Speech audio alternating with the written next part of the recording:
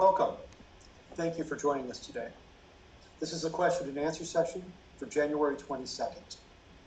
Public Health Director Annette Rodriguez and Dr. Chris Bird are addressing questions received this week. Please feel free to add your follow-up questions to chat.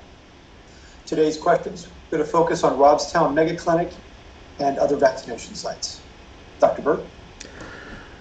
Okay, so this week all the questions are for Director Rodriguez, so I will play the host and ask the questions. So question one, what do people need to provide, sorry for that, what do people need to provide when they register on site? They really just need to bring their phone with them. If they have a smartphone, that's perfect. If they don't, because we have people in the line that don't have a phone or don't have a smartphone, then we register them with a tablet for them. So they don't need to provide anything. The demographics is really the information they need. So as long as they know their address, their phone number, the questions are very simple. You know, are you pregnant? Yes or no. They're very simple questions that you would know, and then we submit and you're registered. It's really very quick. The ones that have the smartphone, they just look at the QR.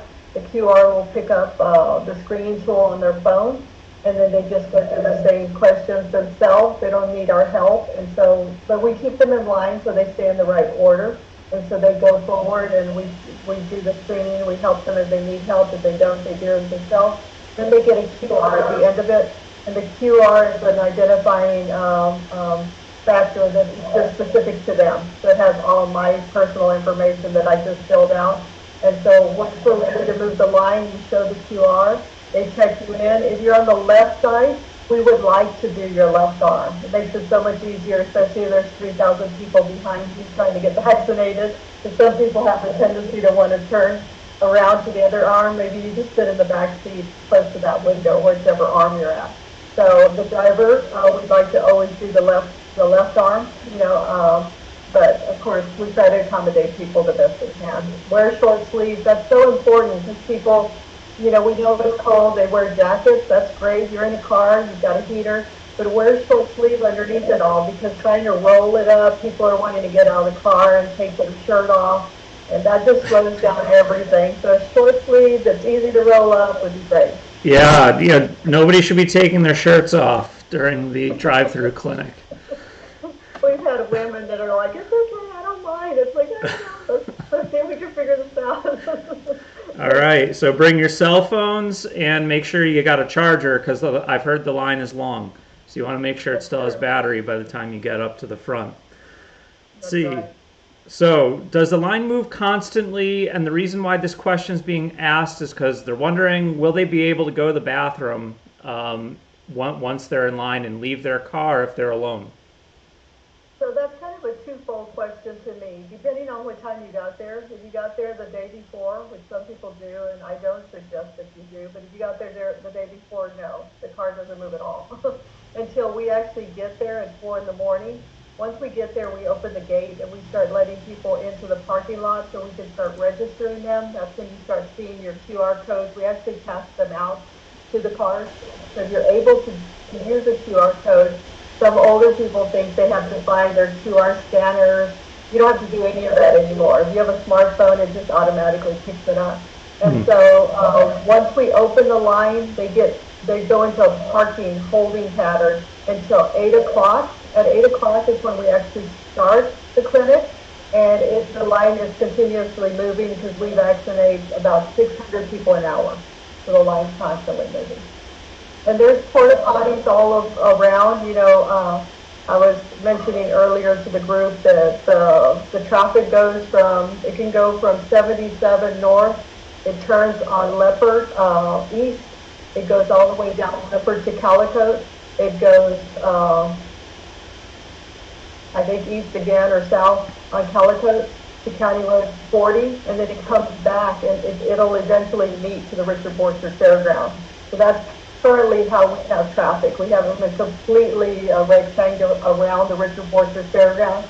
Everybody's going the same direction because this back and forth just causes chaos. We had to deal with that last week because we also had the livestock show going on. But this time it's just us, one-way traffic, everybody's going the same direction, and then they come in. the gate at 4 o'clock in the morning.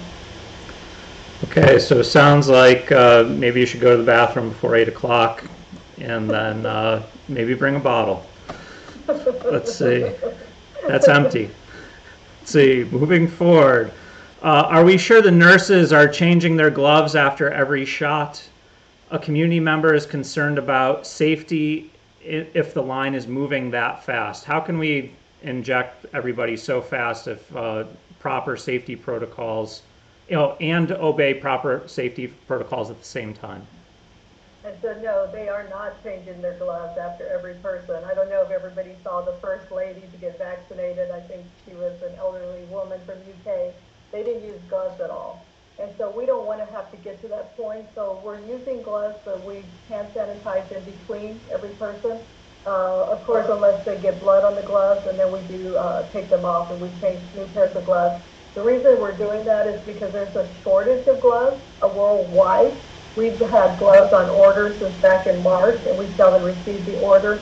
And so we know that if we're not careful with our personal protective equipment right now, we will run out, and our volunteers will not come if they're having to vaccinate barehanded. And so, no, we don't change out the gloves in between, but we do hand sanitize. Okay, that sounds reasonable. So how will second doses be administered effectively if everyone is going to the same place for their first vaccine at the same time? Well, that's not going to happen for the second dose people. So for the first dose, everybody comes, and we know that the first 2,000, 3,000, whatever, the next one will be first 5,000 people will get vaccinated. But for the second dose, we actually kind of reverse alert them, so we invite them, if you will, to the party. And so next week, we're going to have second dose clinic for 500 people that are ready for their second dose. And so we'll send them a text message, and then they'll receive a link. That link will take them back to the second part, if you will, of the registration. And it basically asks you a couple of simple questions. One is, were you allergic to the first COVID vaccine that ended up sending you to the emergency room or to the hospital? You click no. The next one is, did you have any severe allergic reactions within the first 4 hours that were wheezing or shortness of breath or hives? If you click no, then it says now you can consent to get your second vaccine. You could consent, and then you're going to be, hopefully the way we're wanting it to work is you're going to be able to go to a calendar, and then you can pick if you want to come at 11, or if you want to come at noon, or if you want to come at 1 o'clock or 2 o'clock. We'd like the second doses to be from 11 to 7, so that way for people that work, they can come after work, and we'll have time slots like between 50 and 70 time slots per hour, and then they'll come in very easily. They're registered. We know who they are as soon as they show us that unique identifier, the QR, as they come through. They'll show it to us, or they'll tell us their name if they can't find their QR. We'll pull them up.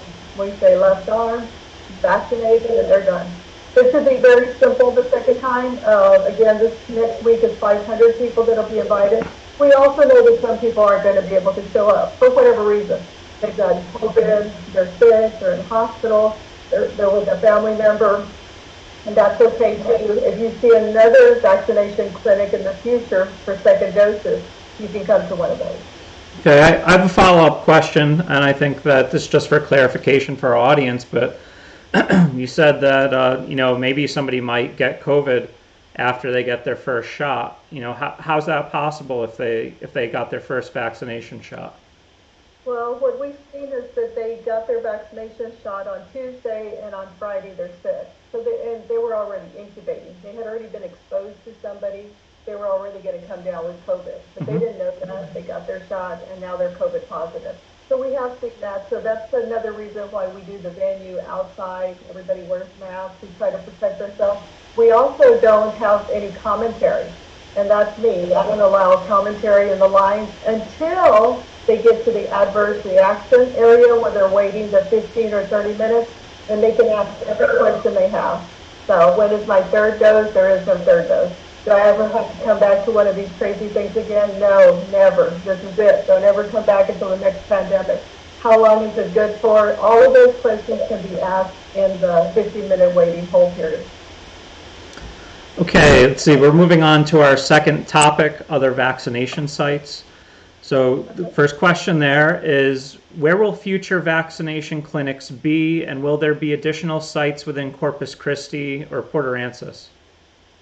Well, for right now, future sites will be at the Richard Borchard Fairground. That's kind of our permanent site, if you will. The reason is because it's free, it's set up, it's secure. We don't have to set it up and take it down every day like normal places. We can leave everything out there, all of our cones, all of our signs, everything's secured with police and sheriff security. And so, but we are looking at other sites that we can move to. We're looking at the Greyhound racetrack. We've looked at the mall parking lot. So we are looking, but we also know that Driscoll Children's Hospital has actually just gotten approved as a hub provider, just like ourselves, the health department. And so they're planning on doing appointment only for their hub site. And they're looking at American Bank Center right now. So if that works out, it'll complement us very well, because while we're a drive-through, they're going to have a walk-in appointment capability for the seniors that can't stay in a drive-through. They need to be close to a restroom, or they can't walk a distance to a restroom. The drive-through is not for everybody, to be honest with you. The drive-through is for the masses of people that can tolerate a drive-through component. Okay, that sounds good. Is Krista Spahn going to make appointments for the population to get the vaccine in town? So Krista Spahn, currently they are doing that, but they're doing that through their urgent care, promptu urgent care, and they have two of those. They have one on McCardle, and they have one on Saratoga.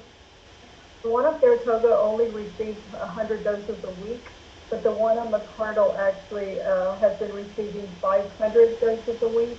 And so you definitely can get on the christmashealth.org and you can make an appointment through promptu. But if you can't make an appointment, that means that they ran out of vaccine.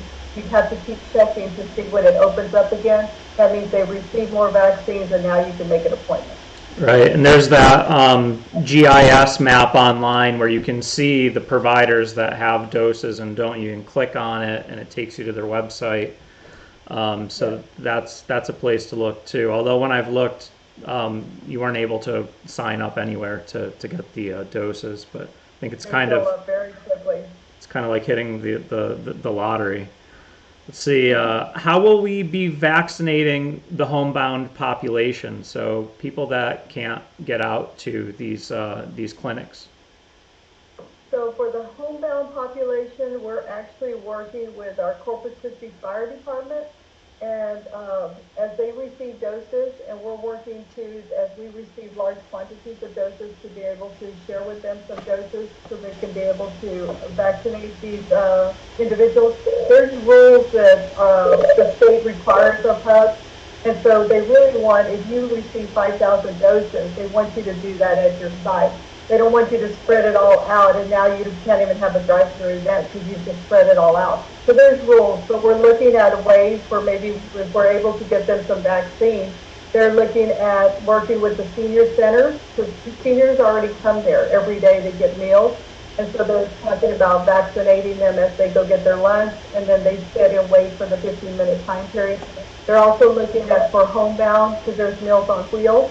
And so being able to go to each of these homes and to be able to wait the 15 minutes at each of these homes.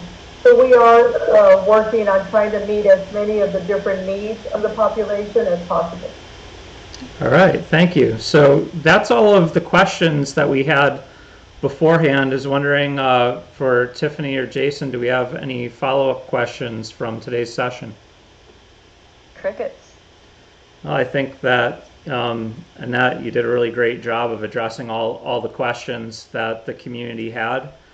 And I guess I'll turn it over to Jason. Okay. Well, thank you everyone for tuning in today. And thank you, Director Rodriguez and Dr. Bird for helping us with those questions. The next task force report will be uploaded today at 2:30 p.m. to social media. Please join us every Friday at noon for the question and answer session. Please remember to direct questions or comments to @CBCovid on social media. Have a wonderful and safe weekend. Thank you.